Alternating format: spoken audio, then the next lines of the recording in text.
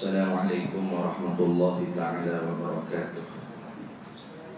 Ya hadratin Nabi Mustafa Rasulullah sallallahu alaihi wa ala alihi wa sahbihi wa sallam.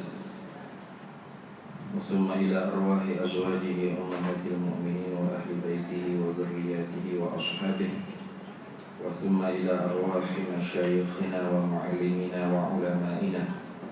وخصوصا إلى روح شيخ المصنف هذا الكتاب من مشارق الأرض ومغاربها برها وبحرها من أصولهم وفروعهم شيء لله لهم الفاتحة. أعوذ بالله من الشيطان الرجيم. الحمد لله رب العالمين الرحمن الرحيم إياك نعبد وإياك نستعين اهدنا الصراط المستقيم صراط الذين أنعمت عليهم غير المغضوب عليهم ولا الضالين. أعوذ بالله من الشيطان الرجيم. بسم الله الرحمن الرحيم.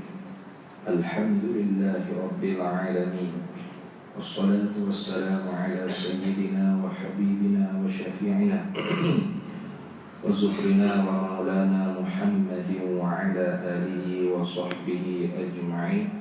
سبحانك لا علم لنا إلا ما علمتنا إنك أنت العليم الحكيم ولا حول ولا قوة إلا بالله العلي العظيم. اللهم افتح علينا فتوح العارفين بك بالحكمة وافتح علينا من لدنك علما كما فتحت على سيدنا محمد صلى الله عليه وسلم بحق طه سيد الكونين وجد الحسنين أبي البطول والقاسم. ربنا افتح بيننا وبين قومنا بالحق وأنت خير الفاتحين. رب اشرح لي صدري ويسر لي أمري واحلل عقدة من لساني يفقه قولي. سدد لساني واهد قلبي بحق جدنا سيدنا رسول الله صلى الله عليه وعلى آله وصحبه وسلم. ربي يسر ولا تعسر وتمم بالخير يا كريم. أما بعد. فقال الشيخ المؤلف رحمه الله تعالى ونفعنا الله به وبعلومه في الدارين آمين. وعن أبي هريرة رضي الله عنه قال خرج رسول الله صلى الله عليه وسلم ذات يوم أو ليلة فإذا هو بأبي بكر وعمر رضي الله عنهما فقال ما أخرجكما من بيوتكما هذه الساعة؟ قال الجوع يا رسول الله صلى الله عليه وسلم. قال وأنا والذي نفسي بيده لا أخرجني الذي أخرجكما. قوما فقام معه فأتى رجلا من الأنصار فإذا هو ليس في بيته فلما رأته المرأة قالت مرحبا وأهلا. فقال لها رسول الله صلى الله عليه وسلم أين فلان؟ قالت ذهب يستعذب لنا الماء. إذ جاء الأنصاري فنظر إلى رسول الله صلى الله عليه وسلم وصاحبيه ثم قال الحمد لله ما أحد اليوم أكرم أضيافا مني. فانطلقا فجاءهم بعذب فيه بسر وتمر ورطب فقال كلوا وأخذ المدية. فقال له رسول الله صلى الله عليه وسلم إياك والحلوب. فذبح لهم فأكلوا من الشاة ومن ذلك العذب فشربوا. فلما أن شبعوا ورووا قال رسول الله صلى الله عليه وسلم لأبي بكر الصديق وعمر رضي الله عنهما والذين سمعوا حتى أصابكم هذا النعيم. رواه مسلم. Kita masuk hadis yang ketujuh daripada babu fadlil ju'i wa khushunatil 'aishi wal iktisari 'alal qalili minal ma'kuli wal mashrubi wal malbusi wa ghairiha min huzuzin nafsi wa tarki syahawati. Bab pada menyatakan kelebihan berlapar dan bersederhana di dalam kehidupan, dan mencukupi di atas sedikit daripada segala makanan dan minuman dan pakaian, dan lain daripadanya daripada segala keinginan nafsu, dan kelebihan meninggalkan segala keinginan nafsu. Dan kita masuk hadis yang ketujuh. Hadis ni panjang sedikit. Nah, hadis yang ketujuh ni kata Imam Nawawi rahimahullahu ta'ala wa radhiyallahu ta'ala anhu, dengan sanadnya tidak disebut di dalam kitab ni, wa an Abi Hurairah, dan daripada Abi Hurairah radhiyallahu anhu. Abu Hurairah ni ketua kelah dalam pondok Nabi sallallahu alaihi wasallam. Dia ketua sufah, ketua ahlu sufah. 80 orang ahlu sufah itu yang tidak ada masjid, tidak ada rumah, tidak ada tempat kediaman di Madinatul Munawwarah. Mereka ni duduk berdiami di masjid Nabi sallallahu alaihi wasallam, dan 24 jamnya mengaji dengan Nabi sallallahu alaihi wasallam. Jadi ketua kelahnya ialah Abu Hurairah radhiyallahu taala anhu. Jadi Abu Hurairah itu gelaran dia, namanya ialah Abdurrahman. Sehingga kata setengah ulamanya, Abu Hurairah sendiri itu dia teringat nama sebenarnya, Abdullah ke Abdurrahman, kerana terlalu kasih dengan tasmiyah yang dipernamakan oleh Nabi SAW. Bila Nabi itu gelar dia Abu Hurairah, maka dia kasih kepada gelaran yang diberi oleh Nabi SAW, sehingga lupa nama sebenar Laisi atau Abdullah Abdurrahman. Itu kata setengah ulamanya. Jadi Abu Hurairah ni salah seorang daripada ahlu sufah. Beliau masuk Islam tu lewat, tetapi dengan sebab bersungguhnya dia dalam belajar. Manjadda wajada, siapa yang bersungguh maka dia dapat. Maka masyhurlah Abu Hurairah ni orang yang pertama paling banyak sekali meriwayatkan hadis daripada Nabi kita Muhammad sallallahu alaihi wasallam. Dia sebab tu orang tua sekalipun, kalau dia mengaji sungguh-sungguh, maka dia akan dapat kalau dia bersungguh-sungguh lah. Seperti Qadhi'iyah. Qadhi'iyah ni daripada fuqaha dan muhaddis daripada mazhab Maliki kalau tak silap. Ada satu karangan dia Asy-Syifa, kalau tak silap, Asy-Syifa. Qadhi'iyah ni mengaji orang lewat 94 tahun baru start belajar. Ada sini lah umur 94 lah. Cuba kat tangan sekali. Ada tak umur 94 tahun? 94 lah. Bukan 49 tahun, 94 tahun. Ada tak? Ada tak? Tak ada deh? Ada? Itu Imam Muhid.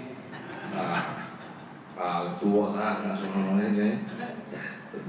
Ada. Kita ni kira muda-muda lagi. Muda lagi. Kalau nak dibanding dengan Qadhi'iyah, tua Qadhi'iyah lagi daripada kita semua. Jadi ngatu Tapi oleh kerana sungguh dia mengaji, walau umur dia tua dah mula nak belajar 94 tahun, akhirnya boleh jadi qadhi, boleh jadi fuqaha, boleh jadi muhaddis. Bila umur 104 tahun kali dia lagi tak ada apa kita mau duduk tanya niat tak mana ngaji umur 94 tahun jangan mula nidah lah kita kena mula kalau kita nak mengaji. Tapi mengaji itu sungguh betul. Bukan jadi qadhi itu mana qadhi itu akad nikah orang, bukan. Qadhi zaman dulu itu hakim hakim. Itu qadhi, jatuh hukum. Jarak masafatul udwan. Masafatul udwan ni jarak separuh daripada masafatul qasr. Kalau masafatul qasr itu 2 marhalah, masafatul udwan itu 1 marhalah. Wajib kena ada 1 orang qadhi. Qadhi ni tempat rojok hukum-hukum untuk boleh dia nak jatuh hukum, kerana banyak sangat masalah-masalah yang akan dipertanyakan oleh kaum muslimin. Maka hukumnya wajib fardu ain, fardu kifayah. Asalnya fardu ain lah, kalau ada baru jadi fardu kifayah. Jarak masafatul udwa 1 marhalah, wajib kena ada qadhi. Bukan qadi akad nikah tu, bukan. Dan sini kita tu kadi lah ni akad nikah ya. Qadi tu maknanya orang yang jatuh hukum, maknanya orang yang faham selok-belok hukum hakam fiqhiyah. Itu. Kalau zaman dulu, kalau di Kelantan, orang nak jadi qadi ni wajib kena khatam dan mengingati sekian masalah-masalah yang disebut di dalam dua buah kitab. Mana? Kitab Far'ul Masail karena Syekh Daud bin Abdullah Al-Fattani, dan satu lagi kitab Kashful Lithan karangan bagi Syekh Zainul Abidin Ibn Muhammad Al-Fattani, Tuan Minat. Bukunya di Penang, di Pulau Pinang. Dua jilid. Kashful Lisan 2 jilid, Far'ul Masail pun 2 jilid. Dalam tu banyak far'un, mas'alatun adu. Zaman dulu kalau di Kelantan orang nak jadi qadi itu mesti kena khatam belajar kitab Far'ul Masail dan Kashful Lisan, serta mengingati sekian masalah-masalah. Kalau tebuk tu ingat masalah tu dalam muka surat tu. Hebat zaman dulu. Sebab itulah qadi zaman tutup guru pondok dulu bukan main-main punya orang tu. Tapi oleh kerana berzaman semakin moden, maka sekarang ni tak disyarat dah mengaji kitab apa-apa pun, yang penting ada siji. Boleh ngejak. Balik mesti ada bidai syariah. Tolong ejak kau jadi tok qadi ni. Tolong ejak. Biar tak tahu apa sekarang bodoh tok engau pun, yang penting boleh jadi tok qadi, boleh pakai gaji. Tu. Lepas bila orang-orang kampung ataupun orang-orang mari bertanya suku akak, pening tak jawab, tak reti, Google. Google dulu jumpa Google hak betul, alhamdulillah. Jumpa Google Wahabi mampu kerah. Begitu ya. Zaman ni. Zaman dulu di Kelantan ni, di Selangor wallahu alam, kalau di Kelantan nak jadi tu imam, ni tu imam. Nak jadi tu imam, terutama tu imam Masjid Bandar. Dulu Masjid Bandar lah. Kalau di surat di kampung-kampung tu surat. Sekarang ni oleh kerana jumlah penduduk ramai, apa kampung-kampung tu habis ada masjid lah kat ada ni. Dulu kalau sebut kata masjid ni, tu imam dia kalau nak jadi tu imam, paling kurang 2 kitab mesti kena khatam dan mahir boleh mengajar ahli qaryah dia. Mana? Kitab Faridatul Faraid, yang kedua kitab Munyatul Musallim. Kitab Faridatul Faraid itu bicara tentang ilmu al-aqaid karangan Syekh Ahmad bin Muhammad Zin bin Mustafa bin Muhammad Al-Fattani. Dia panggil Tok Faridah. Tu cicik dia tu ada mari ngajar sini itu tu. Wan Autan. Tu cicik Syekh Ahmad bin Muhammad Zin bin Mustafa bin Muhammad Al-Fattani. Yang keduanya kitab Munyatul Musallim kita baca sini. Karangan Syekh Daud bin Abdullah Al-Fattani. Karena dalam itu disebut tentang masalah takhalluf, makmum akan imam, muafiq masbuknya. Dalam itu disebut tentang hukum hakam sembahyang. Yang ketiga ada tiga. Salah tadi itu, bukan 2. 3 idahul babun nikah. Kita idahul babun nikah karangan Syekh Daud bin Abdullah Al-Fattani. Yang 3 ni wajib. Tak ngaji 3 kitab ni, atau ngaji tapi tanya-tanya tak boleh jawab, pening. Tak dulu nak ambil jawatan imam. Tu hebat orang zaman dulu tu. Learning tak kira. Tak kira. Baca Fatihah wala polling dia jadi imam. Iya, sungguh. Kita tengok ada kata, imam yang macam mana boleh jadi imam? Baca berat ni. Tak ada tasdik, tak ada panjang pendek, berat lah. Mana makhraj sebut tak betul. Tu iyyaka na'budu wa iyyaka nasta'in. Putih tak putih sebut baca boleh jadi imam oleh-oleh. Pakai piyah merah macam piyah Azhar tu kan. Piyah merah atas subel lilit tu kan. Jubah hitam nanti imam dah lah. Baca betul ke tak betul tak kira, belum lagi tanya hukum hakam. Jadi sebab itulah orang zaman dulu bila sebut imam tu jangan pelekeh, jangan sama telah ni lah, ada imam dia tak? Tak sama tu. Nah, orang sama dulu lebih berkredibiliti, lebih orang panggil kelayakan dia tu lebih layak, lebih hebat. Nah, qadi hebat. Qadi zaman tu hebat juga. Ini zaman qadi Iyad lagi hebat. Yang zaman lah ni untuk hadir tu akan nikah dah, tak ada apa-apa dah. Itu zaman lah ni. Baik. Jadi Abu Hurairah ni mengaji lewat dengan Nabi SAW, tapi boleh jadi tok guru, boleh jadi alim. Orang bukan nombor satu paling banyak meriwayatkan hadis daripada Nabi SAW. Sama jugalah kita.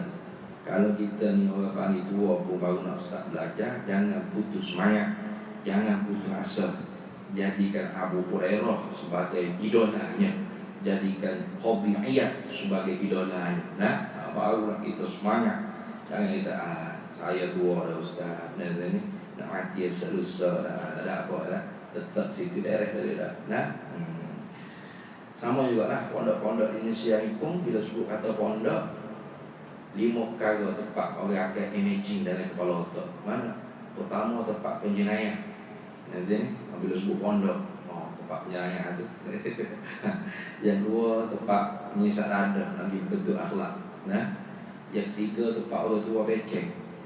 Yang keempat, tempat orang tua nak amal ibadat. Yang kelima, tempat orang tua nak tunggu mati esok-lusa. Itulah namanya pondok kalau di Malaysia.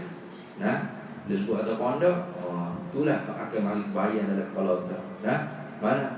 Tempat penjenayah, tempat orang ngisap dada, mengaji dada, nak bentuk akhlak. Tempat orang tua, tempat beceng. Tempat orang tua nak amal ibadat. Yang kelimanya, tempat orang tua nak tunggu mati esok-lusa. Habis itu kira-kira beres dah. Itulah di Malaysia kalau sebut pondok. Padahalnya di pondok tu bukan untuk itu tujuan yang sebenar.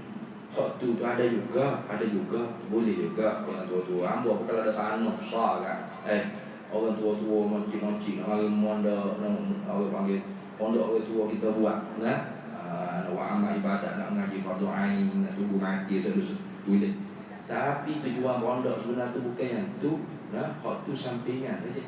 Pondok-pondok didirikan ini untuk melepaskan fardu ain supaya jadi fardu kifayah. Jarak masafatul qasri, tadi masafatul ulwa, qadir ini masafatul ulwa. Ini masafatul qasri, 2 marhalah. Wajib kena ada seorang yang alim nahwu, seorang yang alim syarah, seorang yang alim ma'ani, bayan, padat, mantiq, wadha', istiqah. Wajib kena ada lagu itu. Kalau tak ada, fardu ain lah. Maka sebab itulah tuan-tuan semua jangan hidup sedap kalau ada pondok tu. Kena pergi melawat. Melawat tu bukan hanya bagi duit, bagi sedap lah ustaz, bagi duit semua kat sini, bagi ayam, bagi lauk, bagi urat. Pergi melawat ke pondok tu kena tanya ustaz. Belajar sini hak mana ada ustaz hebat-hebat tu. Hak boleh nahwu, hak boleh sorok, hak boleh usul fiqh, hak boleh qawaid fiqh. Kenapa tanya tu? Kena tanya ustaz supaya kami ni betul-betul juga kata kami ni jadi fardu kifayah dah. Kalau tak ada jadi fardu ain. Fardu ain. Tu. Jadi jangan ingat kata fardu kifayah tu tak apa, fardu kifayah ada orang mengaji ayat. Kena siasat tengok siapa boleh sungguh. Tu. Kerana banyak pondok kita ni bukan semua lah. Kebanyakannya susah nak melepaskan fardu ain jadi fardu kifayah. Susah. Kenapa? Kerana orang yang mari mengaji pun hemah tak kuat. Mari mengaji setahun lagi, 2 tahun lagi, 3-4 bulan lagi. Lepas tu bila nak jadi alim sungguh? Bila nak betul lepas sungguh fardu ain jadi fardu kifayah? Kerana asal fardu kifayah tu fardu ain. Sehinggalah ada orang yang mampu mendirikan. Maknanya orang yang mana contoh nak pergi mudah akhirat, semua wajib nak belajar lakon nahwu. Ngaji tua, muda, moci, poci, tok, nenek, cucu. Tiba-tiba seorang kat tanya, saya pandai sungguh ni, saya boleh menguasai dah nahwu. Barulah orang lain pun untuk ini tak lega dah beres. Ada dah seorang, lepas dah jadi fardu kifayah. Mana soalan lagi? Selagi mana tak ada seorang yang betul ni fardu ain. Tu fardu kifayah tu. Kita ingat fardu kifayah tu tak apa, tu ada. Tu orang mengaji tu lepas tu kita lepas ke mana? Gi siasat ketika. Nah, ada pondok di Singapura Ustaz tu. Iya dah pondok tu, iya betul ada orang betul lepas situ. Nah, kita di atas berah ayah hati, di atas tu tadi kena gisuk siasat itu. Nah, terus tak apa tunjuk buku rekod. Ni ada cemerlang tiga orang ni. Baru lu dah ada alhamdulillah. Bapa alhamdulillah. Kalau pada fardu kifayah dah apa dah. Nah, kalau tidak tu memang hit nak ngaji juga. Mana gitu dah. Lu dah ada dah para alhamdulillah. Kalau tak ada, berat dah Ustaz. Nah, kenapa jadi tak ada ni? Nak ada mana tu memang hit mari sebulan lagi, mari seminggu lagi, mari setahun lagi, nah, 2 tahun lagi, nah, tak lepas. Gitu. Baik, habis itu. Wa an Abi Hurairah radhiyallahu anhu qala, dan diriwayatkan daripada Abi Hurairah radhiyallahu anhu, mudah-mudahan meridailah oleh Allah daripada Abu Hurairah. Qala, berkata Abu Hurairah, ini Abu Hurairah cerita, kharaja Rasulullah sallallahu alaihi wasallam, keluar oleh Rasulullah sallallahu alaihi wasallam zata yaumin, pada satu hari, au lailatin, atau pada malam hari. Itu dia panggil syakur rawi. Syak rawi, sama ada Nabi itu keluar daripada rumah pada siang hari ke atau pada malam hari, itu syak oleh rawi. Fa idzan, maka tiba-tibanya, huwa di sananya bi Abi Bakr, berjumpa dengan Abu Bakar As-Siddiq radhiyallahu anhu, wa Umar ibn Khattab radhiyallahu anhuma. Jadi Rasulullah satu harinya keluar daripada rumah, sama ada siang hari ke malam hari, itu syak oleh rawi. Tiba-tibanya jumpa dengan 2 orang sahabat Nabi sallallahu alaihi wasallam yang paling rapat dengan Nabi sallallahu alaihi wasallam, dan makamnya bersebelahan dengan Nabi sallallahu alaihi wasallam sampai sekarang. Siapa? Dianya Abi Bakrin As-Siddiq radhiyallahu taala anhu. Abu Bakar ni namanya Abdullah bin Abi Quhafah. Itu nama asal dia, Abdullah bin Abi Quhafah. Kemudian digelarkan dia Abu Bakar, Abu Bakrin. Wa Umar bin Al-Khattab radhiyallahu taala anhuma. Umar ni gelarnya Al-Faruq, seorang sahabat yang sangat tegas. Benda yang sebenar dengan batil itu dapat dibezakan dengan ketegasan Sayyidina Umar. Abu Bakar dan Umar ni Al-Lata dan Al-Uzza, 2 Belanda. 2 Belanda, Al-Lata dan Uzza. Ini Fuq Syiah Rafidah benci dia kepada 2 orang sahabat. Kenapa? Karena katanya Syiah Rafidah, 2 orang sahabat inilah yang merampas kuasa khalifah daripada Sayyidina Ali karramallahu wajhah. Bagi golongan Syiah Rafidah, Syiah Zaidiyah tak masuk. Jadi Syiah Rafidah, Syiah Imamiyah, Ithna Asyariyah, Syiah Ja'fariyah, Syiah Nusairiyah, atau banyak Syiah ni ada pula Syiah Ja'fariyah. Syiah Zaidiyah tak masuk. Zaidiyah dia tak kafir ke sahabat, cuma dia mengafdalkan Ali daripada sahabat lain. Adapun Syiah Rafidah ini mengkafirkan Sayyidina Abu Bakar dan Sayyidina Umar. Kerana apa? Kerana di sisi akidah wa Rafidah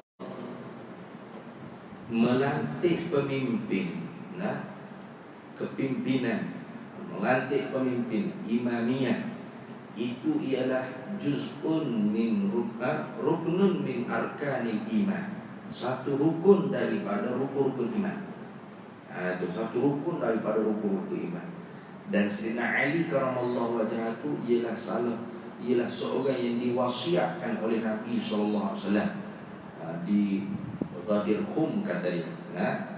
Bila sampai daripada Mekah, pulang daripada Hujjatul Wada, maka Nabinya berhenti di satu tempat namanya Ghadir Khum. Lalu antara petikan khutbah Nabi sallallahu alaihi wasallam ialah bunyinya, man kuntu ana maulahu fa'aliyyu maulahu. Barang siapa yang aku ini adalah pemimpinnya, maka Sayyidina Ali itu adalah pemimpin mereka. Maka di sisi Syiah Rafidah itu adalah wasiat Nabi sallallahu alaihi wasallam. Maka Sayyidina Ali ini masuk daripada wasi Nabi. Jadi rukun iman tu tiba-tibanya oleh kerana lepas Nabi wafat, Sayyidina Ali duk sibuk mengurus jenazah Nabi SAW, maka Abu Bakar dan Umar ini mengkhianati Ali, mengkhianati Rasulullah SAW dengan memandai-mandai melantik Abu Bakar jadi khalifah pengganti Nabi SAW. Maka di sisi Syiah Rafidah, Abu Bakar dan Umar itu kafir. Dan di antara Abu Bakar dan Umar, yang paling dibenci oleh puak Syiah Rafidah ialah Umar. Umar paling benci. Kalau dia laknat Abu Bakar, summa Umar. Laknat Utsman, summa Umar. Mesti Umar diulang-ulang. Kalau dia melaknat Aisyah, Umar akan disebut. Laknat siapa saja, Umar tu akan disebut-sebut. Kenapa? Karena Sayyidina Umar ni di zaman dia lah dia meruntuhkan kerajaan Parsi, kerajaan kerajaan Parsi di Iran lah, itu meruntuhkan agama Majusi, api di istana Kisra Anushirwan tu tidak pernah terpadam, melainkan pada malam diperanakkan Nabi SAW. Dan pada ketika masa Sayyidina Umar masuk mentakluki kerajaan Parsi di Iran. Karena Rasulullah SAW bila surat dia sampai ke Kisra Iran, maka Kisra di Parsi dia soyok, surat Nabi SAW. Maka Sayyidina Umar pun pada zaman dia seperti orang panggil apa, balah balik lah, seperti balah balik lah, tapi bukan dendam, tidak. Ada pun Raja Rom bila sampai surat Nabi dia tidak soyok dan dia tidak beriman, tapi dia simpan. Dia simpan. Kemudian bila dia masuk di perang ke mana-mana, dia bawa surat Nabi SAW. Tak pernah kalah dia perang. Itu Raja Rom. Hebat dia dari sini. Sebab tu dalam Quran ada surah Rum. Alif Lam Ra ulibatir Rum.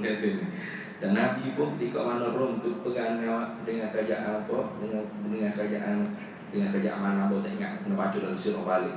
Nabi memberi sokongan kepada kerajaan Rom. Jadi Raja Rom tu walaupun dia tidak ikut seruan Nabi SAW, tapi surat tu disimpan, bahkan dia ambil berkat. Mana setiap kali peperangan yang dia sertai, Raja Rom ni pasti akan bawa surat Nabi SAW. Dan setiap kali peperangan tersebut tidak pernah kalah Raja Rom. Nanti menang semuanya. Itu. Ada pun Raja Parsi tidak. Bila sampai surat Nabi dia soyok. Maka Nabi berkata, mudah-mudahan semoga Allah Taala akan menghancurkan takhta Kisra Parsi. Maka betul sungguh, hancur sungguh takhta Kisra Parsi di zaman Sayyidina Umar bin Al-Khattab radhiyallahu taala. Maka sebab tu orang Syiah Iran ni kalau kita tengok, bila dia laknat Abu Bakar, summa Umar. Laknat Umar, summa Umar. Laknat Utsman, summa Umar. Tu yang ulang-ulang. Benci sungguh ke Sayyidina Umar. Itu Syiah Rafidah. Maka kenapa Syiah itu mengkafirkan Abu Bakar, Umar, Utsman dan sekian para sahabat, melainkan 3 orang saja yang tidak dikafir. Mana? 3-4 orang. Abu Zar Al-Ghifari, Salman Al-Farisi, Miqdad dan Yasir Muammar bin Yasir. Lain pada itu semua kafir lah.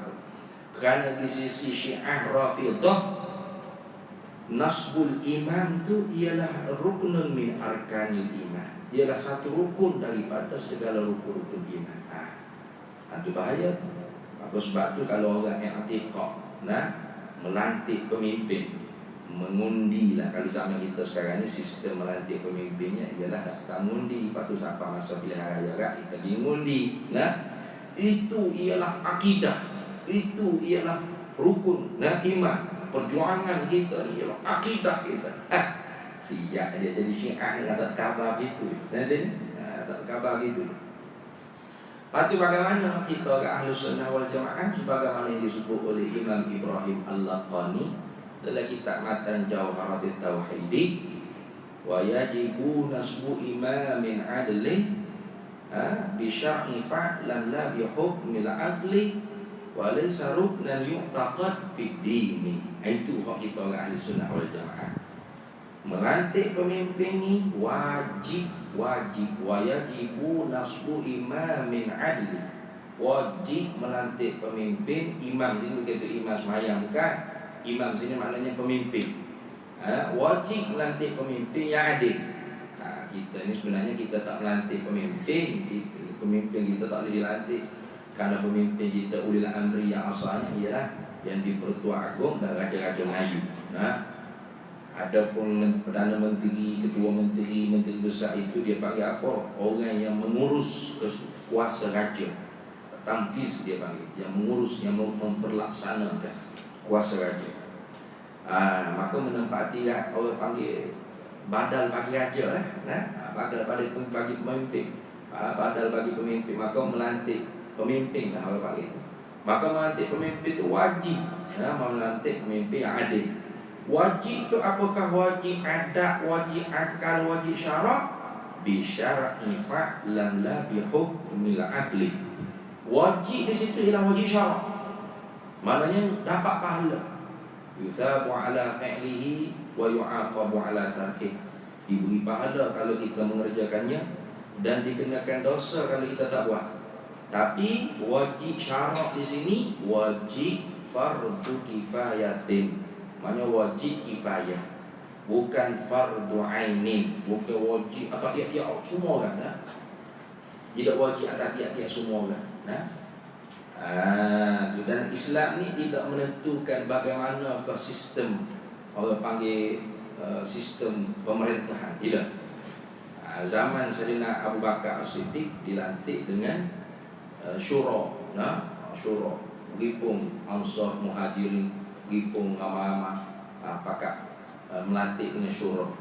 Zaman Sayyidina Umar, Sayyidina Abu Bakar lantik Sayyidina Umar seperti putera mahkota lah kalau kita sistem monarki. Wali apa panggil waliul amri.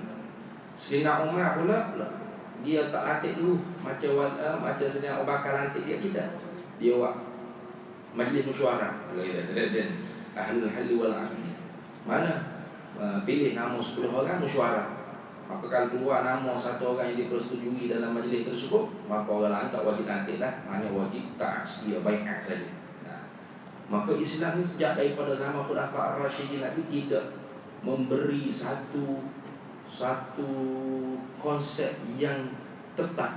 Islam mesti gini, tidak. Maka sebab itulah zaman berzaman beralih masa sehinggalah zaman penjajahan setelah merdeka.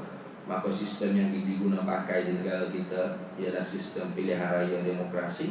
Maka sistem tersebut boleh diterima dalam Islam. Maka kalau sistem demokrasi ini, sistem pilihan raya ini wajib fardu kifayah di atas orang yang daftar mengundi. Wajib fardu kifayah atas mengundi lah. Kalau orang tak daftar mengundi, bagaimana nak mengundi? Bagaimana nak milih? Tak boleh. Maka tu je orang panggil dalam akidah kita, dalam perbahasan ahli sunnah wal jamaah kita. Melantik pemimpin ni fardu wajib kifayah, wajib syarak kifayah.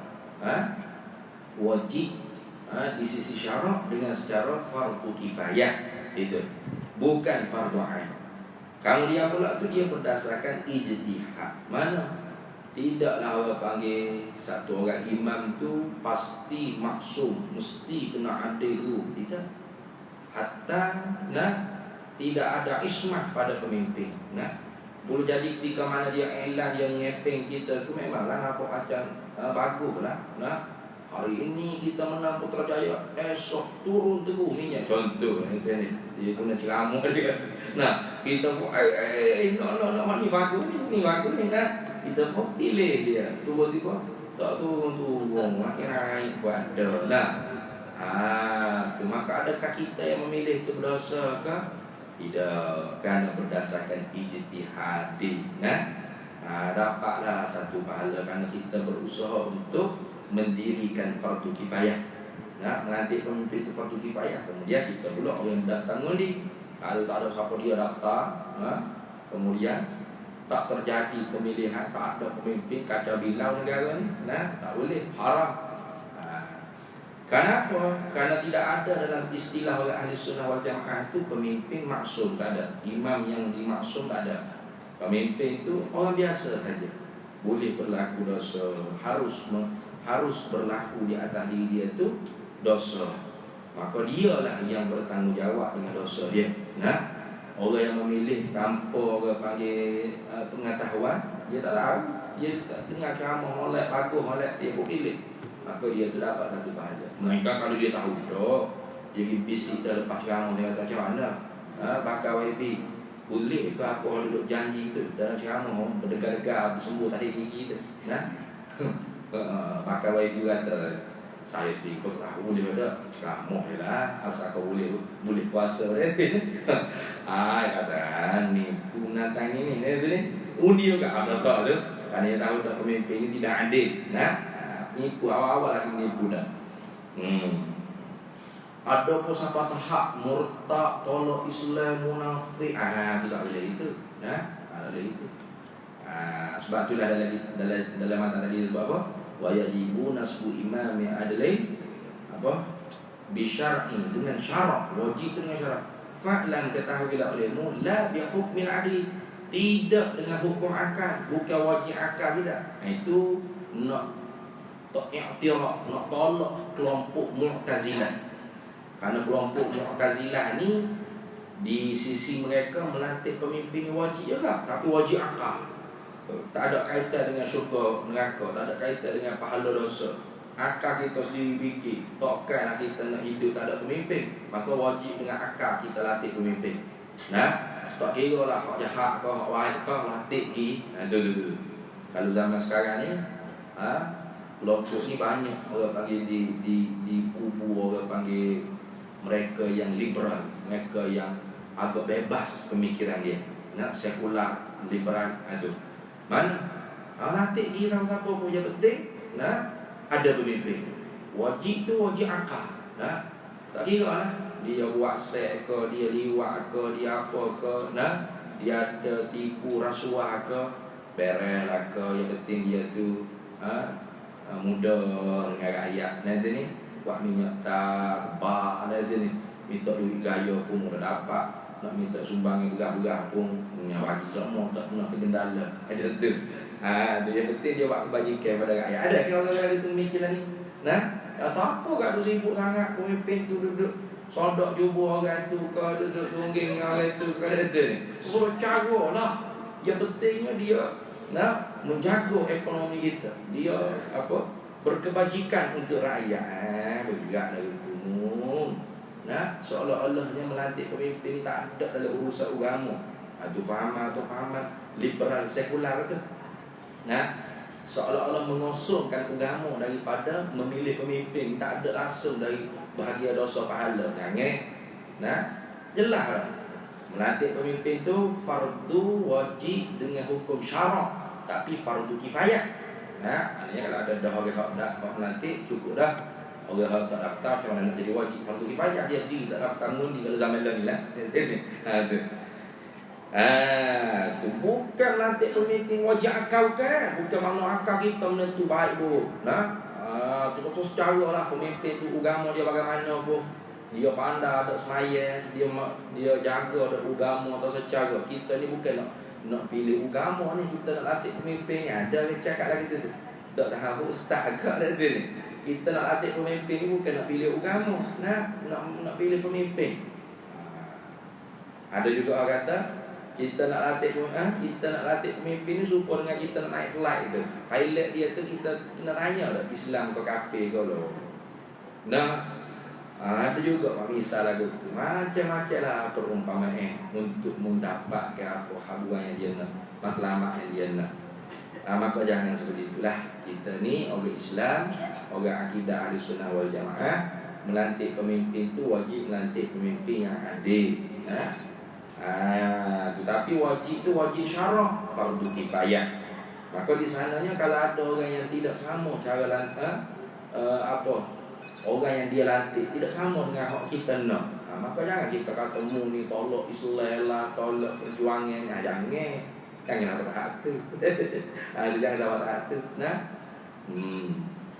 Dan jangan sampai gaji liberal sekular ni. Mana? Tak aktif lah apa pun. Nah. Tak usah sibuk lah pemimpin kita tu buat hijau ke apa, yang nak judi, kau yang nak zina, kau yang nak lewat, kau yang nak gay, kau yang nak apa ke. Yang penting dia menjaga kebajikan kita. Tak ada hal madah tu lah kata. Nak jaga kebajikan ke mana kalau pemimpin sendiri pun buat perkara yang tidak baik. Nah. Bagaimana kita nak baldatun tayyibatun wa rabbun ghafur?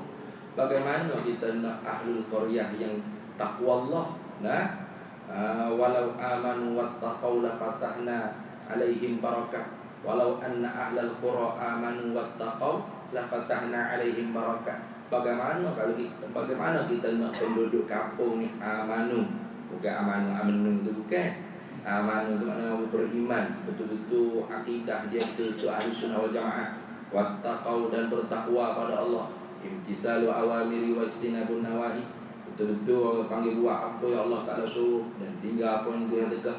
Nah, barulah la fatahna alaihim barakah. Baru Tuhan buka atas kita ni keberkatan. Bagaimana kita nak seperti itu impiannya kalau kita sendiri pun tidak mengurusi tentang melantik pemimpin ni? Mesti kita melantik pemimpin yang adil. Nah, tak akan dapat lah. Tak akan dapat. Hanya kita nak dengan kepala otak kita fikir, ini bagus ni, orang banyak duit ni, orang pandai buat kerja ni, kalau dia nak buat maksiat ikut dia. Jangan lagi tu. Kita tu jadi Mu'tazilah dengan tak khabar. Nah, dan jangan juga melampau sampai tahap mengakidahkan. Jangan. Walaisa ruknan yu'taqad fi din, dan bukan juga melantik pemimpin itu ialah rukun iman yang diiktikadkan dalam agama. Tidaklah. Ini kelompok satu belah lagi pula. Ini akidah kita. Perjuangan ini akidah kita. Seolah-olah kalau orang keluar daripada kelompok parti dia, kumpulan dia, macam keluar Islam dah. Nah, macam murtad dah. Ada juga kelompok lagu tu. Tak kena juga gitu. Nah, tak betul gitu. Tu. Maka sebaik-baik pekerjaan tu pasti yang modern. Khairul umuri awsatuha. Sebaik-baik perkara, sebaik-baik pekerjaan itu ialah yang sederhana. Ahlus Sunnah ni gitu sama dia. Sederhana sama. Tidak mutasyaddidun, tidak ekstrim, dan tidak juga tasamu sehingga jadi liberal, tidak juga. Tengah-tengah, modern. Nah, tawassut, wasatiyah. Tidaklah bebas ikut Nabi pemimpin bagaimana? Tidak. Tidak juga ini akidah mesti gini. Kalau orang tak pilih di kafir itu, tolak Islam. Enggak ada itu. Sombak otak tu. Jadi sombak kalau otak itu tak boleh itu. Kena sederhana, santai itu tengah. Nah, melantik pemimpin itu fardu kifayah, wajib syarak fardu kifayah. Masuk dalam bab ijtihad. Betul 2 pahala. Salah 1 pahala. Dosa pemimpin itu tanggung. Kalau sengaja baru dosa. Sengaja buat salah baru dosa. Tu. Sampai tahap kita hukum orang yang tak sama pilihan dengan kita tu, tolak Islam, kafir, murtad ke apa. Tidak ikut perjuangan Islam. Tak boleh itu. Itu ekstrim kan. Macam Syiah Rafidah ekstrim kan. Karena akidah bagi dia. Wilayatul faqih, imamiyah apa? Imamah wilayatul faqih, kepimpinan politik ni ialah rukunun min arkanil iman. Maka karena itulah kafir habis dalam sahabat. Kenapa? Karena tidak berakidah dengan rukun imannya, wilayatul faqih, melantik pemimpin. Itu bahaya tu. Begitu juga khawarij hamba lampau kan. Tiap orang Islam yang buat kerja dosa besar dosa kecil kafir belaka. Slogannya ayat Quran juga. La hukma illa lillah. Wa man lam yahkum bima anzalallah fa ulaika humul kafirun. Barang siapa yang tidak berhukum dengan hukum Allah, kafir mereka itu. Maka habis kafir orang itu, kafir orang. Itu pun tak boleh kita masuk dalam pahaman kita. Itu pahaman yang terkeluar daripada satu jalan yang firqatun najiyah, firqah yang berjaya, yakni Ahlus Sunnah wal Jamaah. Tapi sayangnya kadang-kadang orang-orang pondok kita, tutup guru pondok kita, ustaz-ustaz pondok kita, yang ngaji kita, yang ngajar, kamu kau syarah, alim dulu. Wa yajibu nasbu imamin adli. Tu bi syar'i fa'lam lam yuhukmil adli. walaysa rukna yu'taqad fid din. Hebat semua. Tapi bila mari tang buat, tang melaksana, tang beramal semua, tak jadi sebuah syarat. Nah, tak jadi sebuah syarat. Ni banyak tubuh pondok itu. Mana? Inilah parti Islam, satu-satunya parti Islam. Jangan keluar, jangan pecah jemaah. Orang yang lawan parti kita ni lawan Islam. Selok ke gol lah ni. Aduh. Maka ingat, alim ulama pondok-pondok kita, parti-parti itu ditubuhkan di ROS, didirikan di ROS untuk mendapat merebut meraih kekuasaan. Nah, kalian semua alim ulama pondok, tutup pondok tidak akan mampu membawa Islam firqah najiyah, asy'ariyah wal maturidiyah, ahlus sunnah wal jamaah, a'immah mazahibul arba'ah, tariqah sufiyah mu'tabarah di dalam cara perjuangan kepartian. Tak akan berjaya. Nah, tak akan berjaya. Nah, karena memang buat parti itu nak raih kuasa. Bila nak raih kuasa, maka caranya ialah mesti merebut setiap suara-suara orang. Orang yang berpengaruh, ada pengikut yang ramai, mesti diletak dijadikan pemimpin, jawatan tinggi-tinggi, supaya anak-anak buah dia semua pakai undi kita. Ni kita tutup pondok duduk jilat parti, duduk tak masuk ke parti. Lepas tu bila parti tak pilih dia dari jawatan tertentu, dia tawaduk. Saya bukan ahlinya. Ni tawaduk. Itu penyakit tutup pondok kita. Bukan semualah, ada lah tertentu. Lepas tu bila parti bagi jawatan ke bukan ahli sunnah, Wahabi lah kita kata senang. Oh, dia meleti pula. Kenapa bagi ke Wahabi ni? Nah, apa ni bagi jawatan ketua dewan ulama, ketimbalan dewan ulama ke ketimbalan dewan tu dewan kepada Wahabi ni? Ini apa nak jadi ni parti ni? Nak jadi parti Wahabi ke? Pula dah. Nah, tutup pondok. Parti itu memang didirikan untuk meraih kuasa. Kalau saya jadi presiden parti pun saya akan buat lagi. Bahkan lebih pada itu, bukan setakat Wahabi, Syiah, Mujassimah, Mu'tazilah, Jabariyah, Qadariyah, Murji'ah, semua saya akan ambil. Nah, bukan setakat firqah Islamiah ni saja. Yahudi, Kristian, Katolik, Hindu, Buddha, yang penting dia warga negara Malaysia, daftar mengundi, boleh memberi kuasa, meraih kuasa kepada parti kita. Itu sudah tujuan parti. Betul tak? Kalau buat parti ni tak nak kuasa, baik buat pertubuhan ladang. Bodoh buat parti tak nak kuasa tu bodoh. Nah, orang buat parti ni memang nak kuasa, nak raih kuasa. Maka tak usahlah kita duk ganggu hijau parti. Lah dia dah.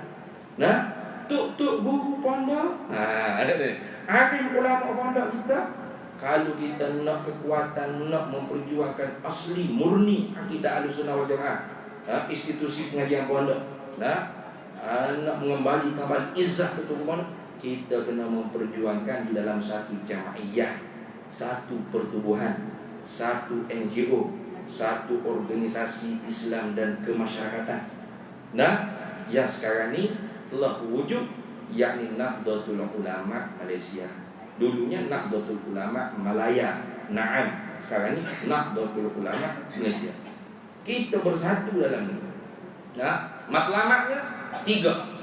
La khaira fi katsirin min najwahum illa man amara bi shadaqatin aw ma'rufin aw islahin bainan nas. Tidak ada kebaikan dalam berorganisasi berjamaiyah melainkan 3 ni mesti menjadi visi misi utama. Mana? Pertamanya ekonomi, yang keduanya ialah pendidikan, membaiki balik sistem pendidikan pondok kita, dan yang ketiganya ialah memperbaiki akhlak manusia sehingga negara ini menjadi aman sentosa. Itu 3, menjaga keamanan negara mana. 3 ni. Nah, lepas tu kalau nak berparti tu ikutlah. Tu guru tu nak parti tu guru nak parti ni, tu guru nak. Tapi jangan membawa-bawa nama jamaiyah kita dalam parti lah. Nah, masuklah parti mana-mana tu berlengguk-lenggang dengan pandai lah. Berseni tari dengan bijak lah, sehingga ada di mana-mana parti itu orang kita, dalam kurungan orang kita. Menang mana-mana kelompok pun ada orang kita. Itu. Maka jamaiyah ulama ni, jamaiyah Nahdlatul Ulama Melayu Malaysia Naam ni tidak bermain dengan politik kepartian, tapi politiknya tingkat tinggi. Politiknya ialah hubbul watani minal iman, menjaga, mencintai bangsa dan tanah air, itu ialah bahagian daripada iman. Aduh, maka kita pun dapatlah jaga apa yang ditinggal oleh tutup guru kita, terutama Syekhul Islam, Tuan Guru Haji Abdullah bin Ibrahim, Syekh Abdullah Fahim. Allah. Okey, cerita itu dah. Balik lantai itu dapat kitab yang ditulis oleh Syekh Abdullah Fahim. Dalam banyak-banyak buku-buku yang menulis tentang biografi dia, semua penulis menulis. Syekh Abdullah Fahim tidak menulis sebarang kitab, tidak menulis sebarang buku. Tahu-tahu akhir bulan Ramadan itu ada satu kitab, ada satu buku kecil, namanya Al-Aiqaz. Dalam bahasa Melayu panggil khutbah penyedar atau pembangkit. Ada buku. Dalam kitab tu syarat dengan pesanan wasiat memperjuangkan agama dan bangsa. Maknanya agama dan nasionalisme. Syarat dulu pesanan dia. Aku balik ke Kelantan, ambil dapat apa tu stem. Jadi baru-baru ni pergi ke Kedah, singgah di Kepala Batas, Kepala Bapak, Kepala Batas ni, di ziarah makam Syekh Abdullah Fahim di Masjid Jami'ul Badawi, Masjid Jami'ul Badawi, tempat pondok asal Syekh Abdullah Fahim, Dairatul Ma'arif Wataniyah. Duk harap kata mudah-mudahan adalah hak naskah asal di masjid ni. Jadi tanya-tanya di mari je ke masjid. Dia orang pula hak betul state dengan kita. Dia pun tak tahu. Orang kampung insya-Allah main betul. Tak tahu ada kita. Allah. Mendengar teruknya bangsa Melayu kita ni menghargai jasa ulama dia. Tapi kalau ulama luar tu pakak segak belum mau laku. Siapa tak kenal Syekh Yusuf Al-Qardawi? Semua kenal. Siapa tak kenal Syekh Qutb?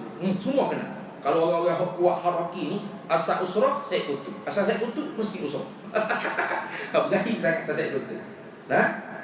Tapi apa jasa Syekh Qutb untuk tanah Melayu ni? Tak ada. Sebaliknya orang yang berjasa kepada negara kita. Tunku Abdul Rahman tu sampai ke bekas mudir pondok Dairatul Ma'arif Wataniyah tunjuk. Tu ustaz, tangga rumah sejarah depan masjid tu ada bangunan UMNO, ada bangunan Amanu tu, dah lama jadi rumah sejarah.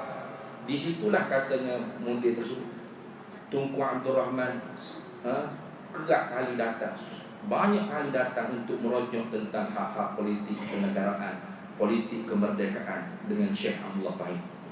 Duduk sipu atas tangga, tunggu keluar daripada rumah. Bukan duduk duduk sipu, tunggu keluar nak rojok.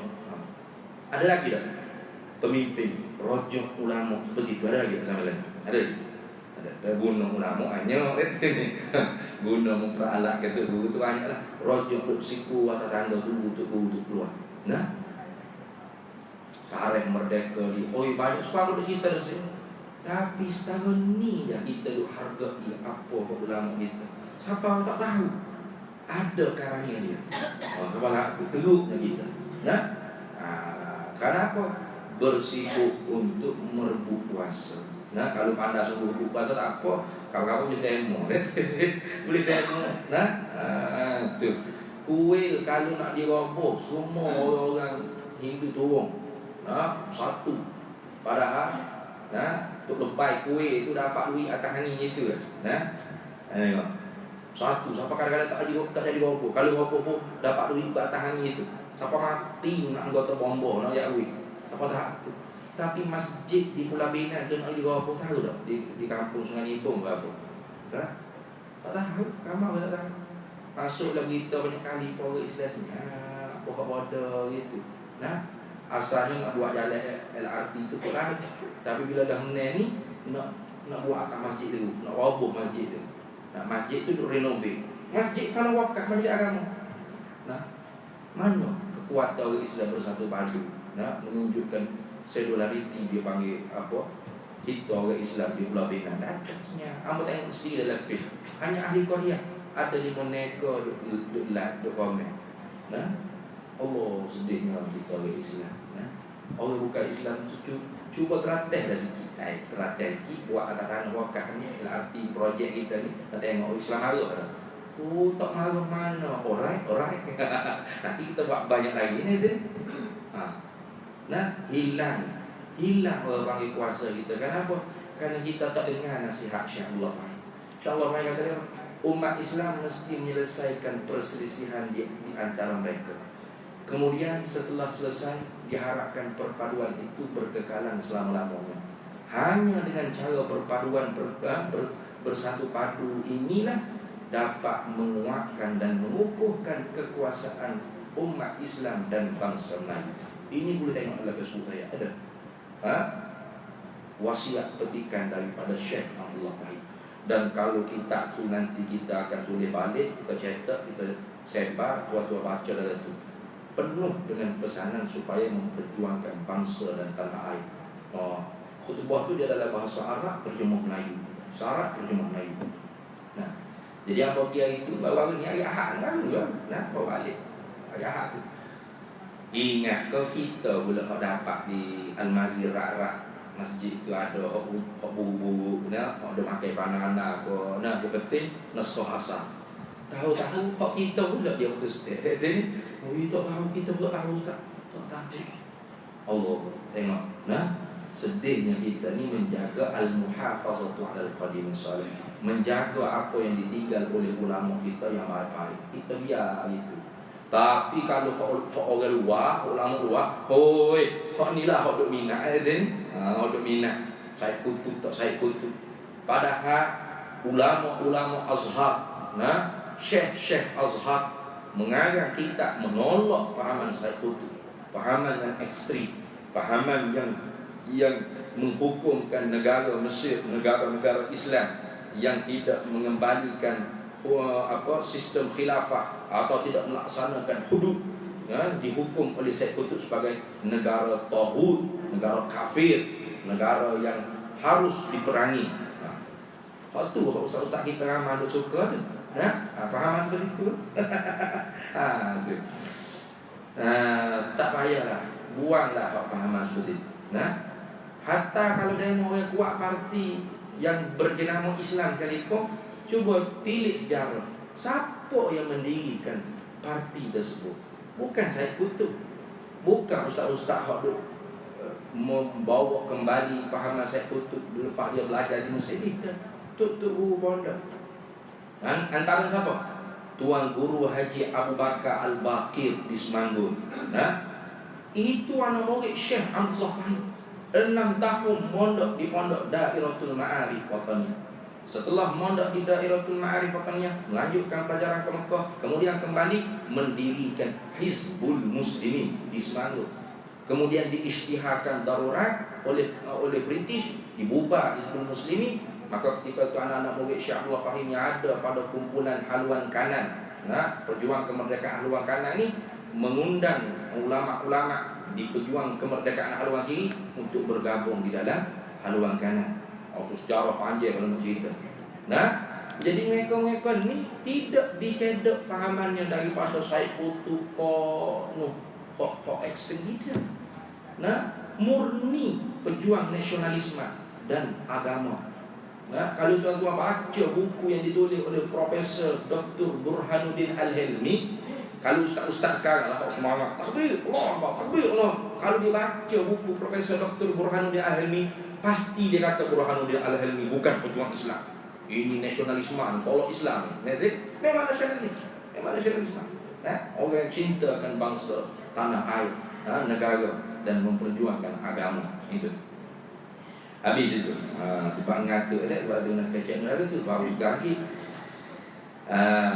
Jadi tutup buku pondok alim ulama kita ni, mari bersatu dalam jamaah ni. Bukan suruh tinggal parti, silakan berparti, tapi ingat parti bukan untuk memperjuangkan kebenaran, tapi parti untuk meraihkan kekuasaan. Pandai-pandailah duduk dalam parti sehingga dapat jawatan yang tinggi. Jangan buat onar di dalam parti, tapi untuk mengumpul kekuatan dan memperjuangkan kebenaran, kita kena murni duduk di dalam satu jamiah yang tidak ada tujuan lain selain daripada 3 tadi: ekonomi, pendidikan, memperbaiki insan supaya terjaga keamanan negara. 3 tadi. Untuk meraih kuasa ke parti.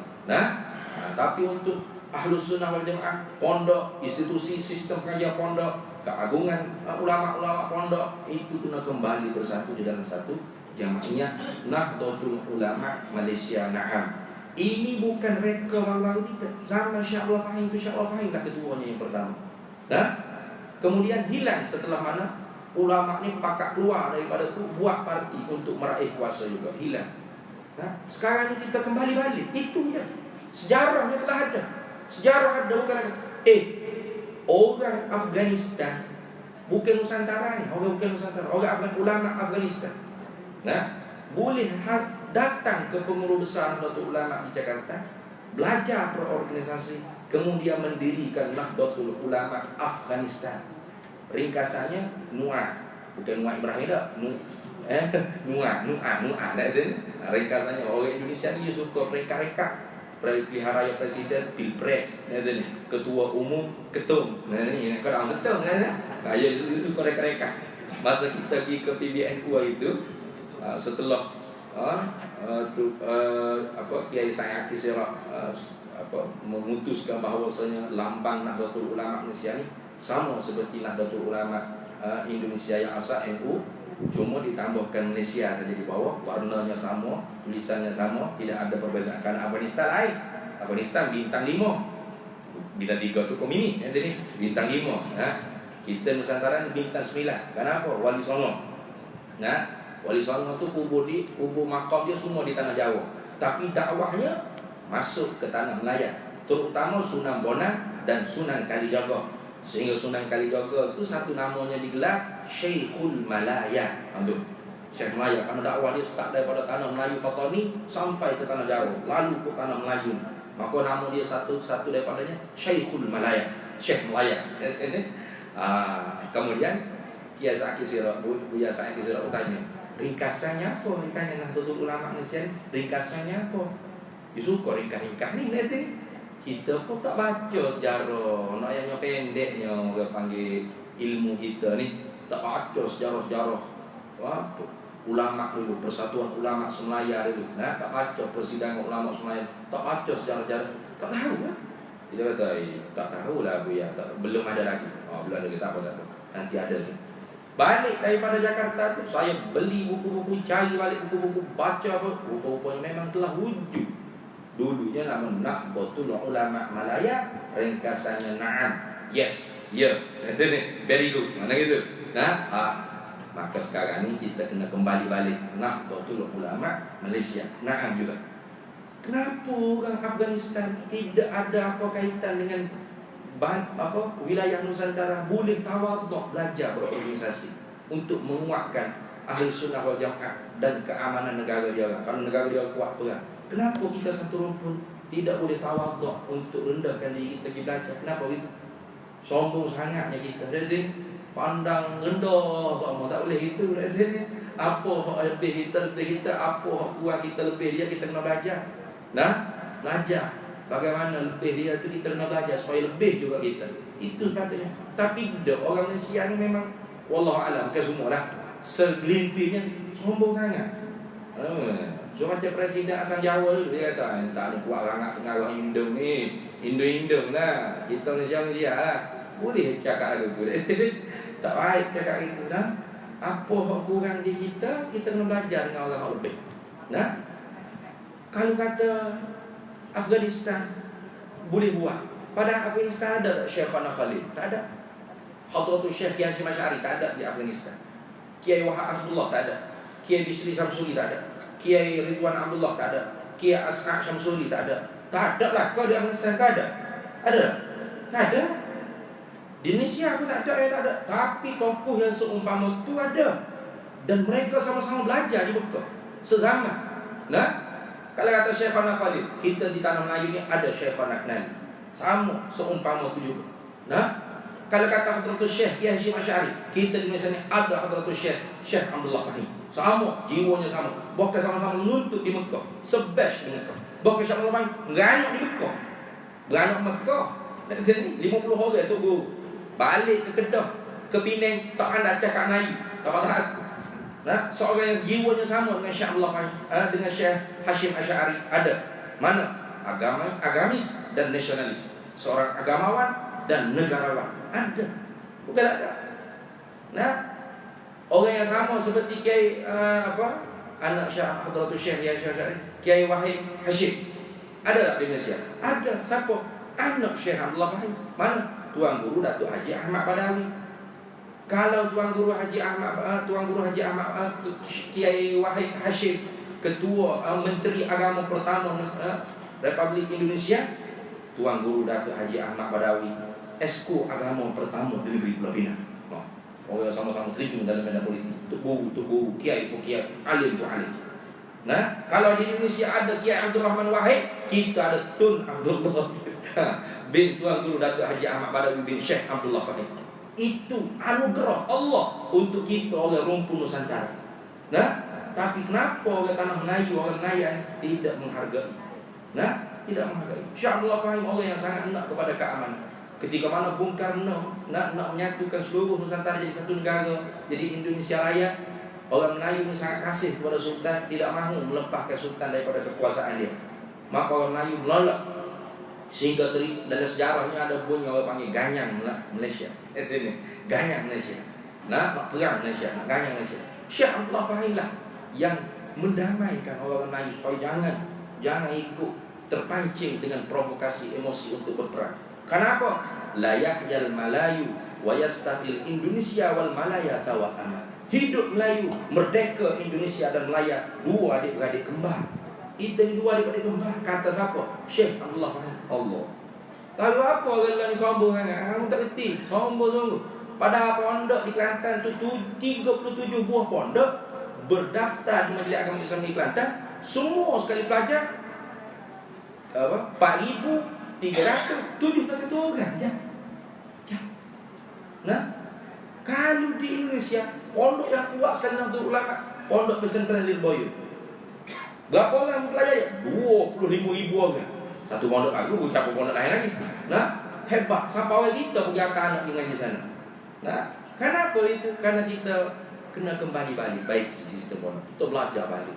Nah, sistem bahsul masak, sistem kok dia ditatbik di pondok-pondok ini, itu kita belajar.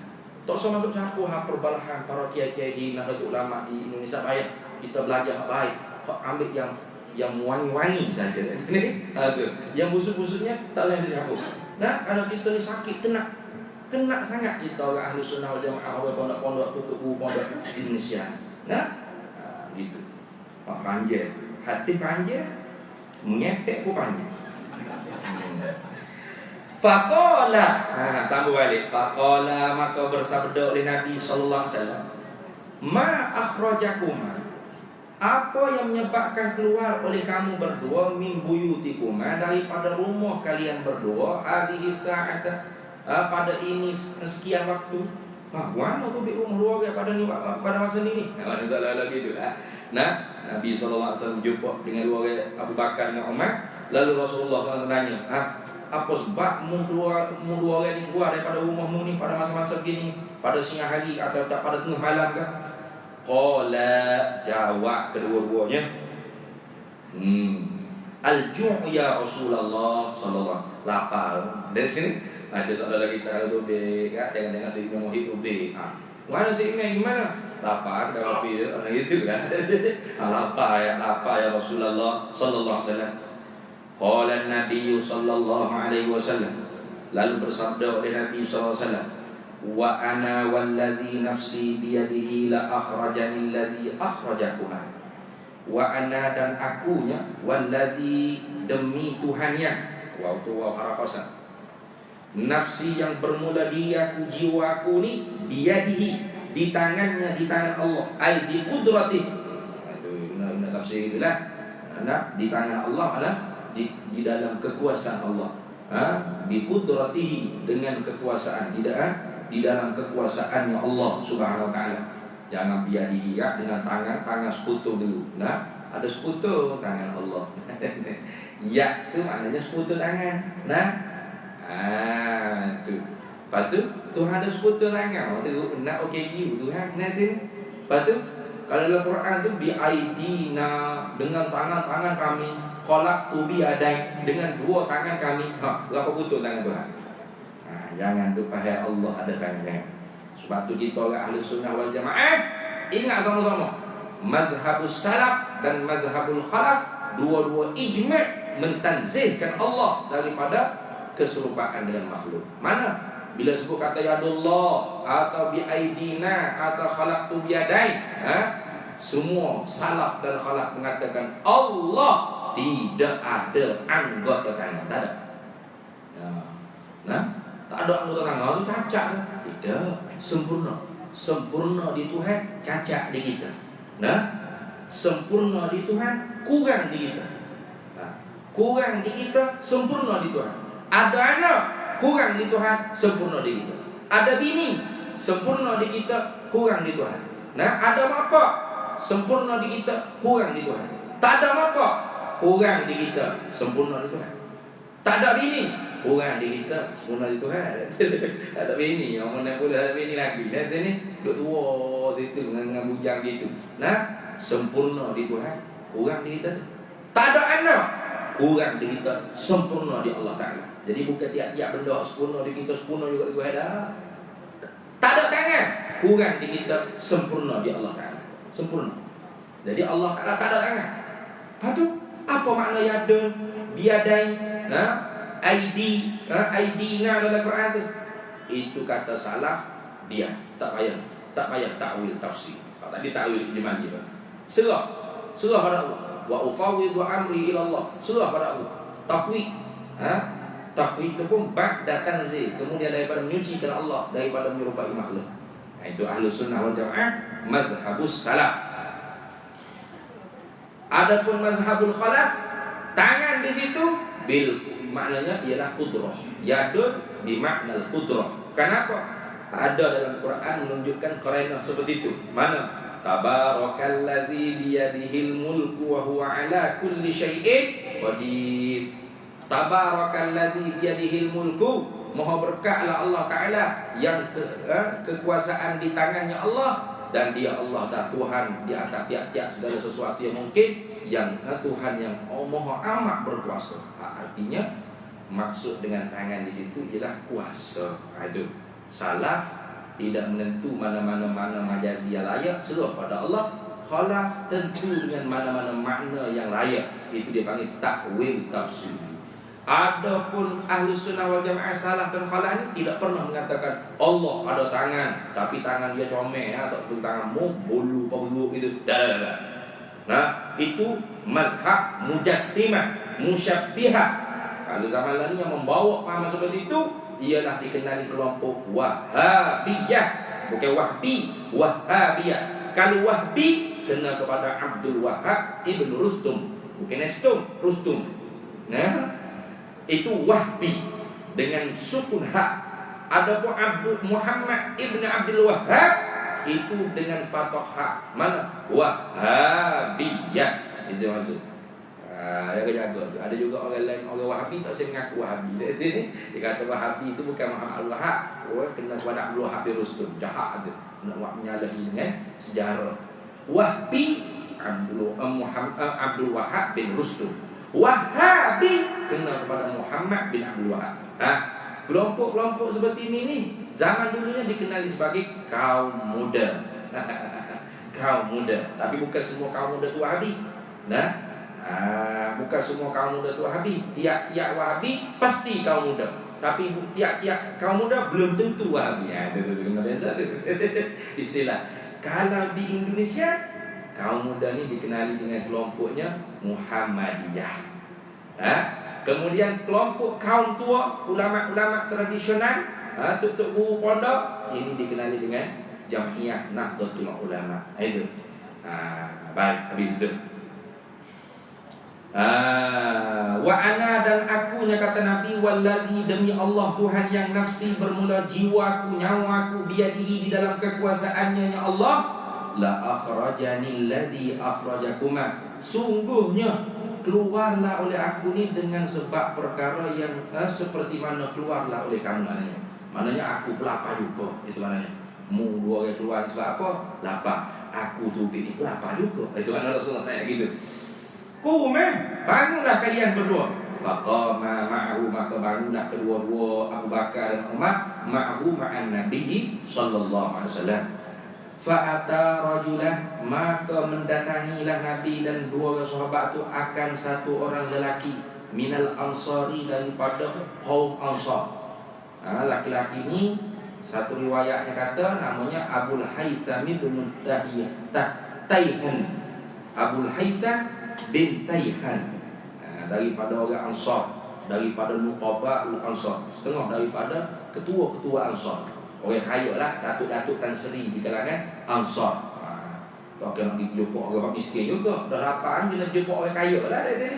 Fa'ata rajulan, maka mendatangilah Nabi dan Abu Bakar serta Umar rajulan, akan seorang lelaki minal Ansari, daripada kaum Ansar. Siapa dia tu? Abul Haytham bin Tayhan, satu orang daripada Nuqaba, ketua-ketua datuk-datuk Tan Sri di kalangan orang Ansar.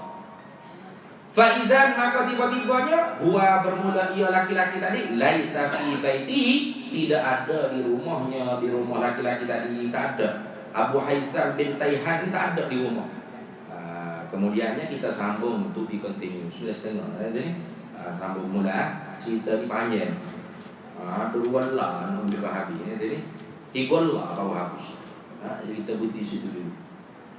Fa'idan huwa laisa fi baiti. Wallahu a'lam wa ilmuhu atam. A'udzu billahi minasyaitonir rajim. Bismillahirrahmanirrahim. Allahumma inna nas'aluka min khairi 'ajilihi wa ajilihi ma 'alimtu minhu wa ma lam na'lam. Wa nas'aluka al-jannata wa ma yuqarribu ilayha min qawlin wa 'amalin wa niyyatin wa i'tiqad, wa na'udzu bika minan nar وما يقرب إليها من قول وعمل ونية واعتقاد، ونسألك من خير ما سألك عبدك ورسولك نبيك محمد صلى الله عليه وسلم. اللهم انصر الإسلام والمجاهدين في فلسطين وفي سوريا وفي مصر وفي اليمن وفي بورما وفي فطان وفي إندونيسيا وفي بلادنا ماليزيا وفي كل مكان وفي الأرض الإسلام. اللهم فقهنا علم الشريعة والمعرفة والطريقة والحقيقة، واستعملنا بها بحق سيدنا محمد صلى الله عليه وسلم. رب فانفعنا ببركتهم واهدنا الحسنى بحرمتهم وأمتنا في طريقتهم ومعافاة من الفتن. وصلى الله وسلم على سيدنا محمد وعلى آله وصحبه وسلم. الحمد لله رب العالمين.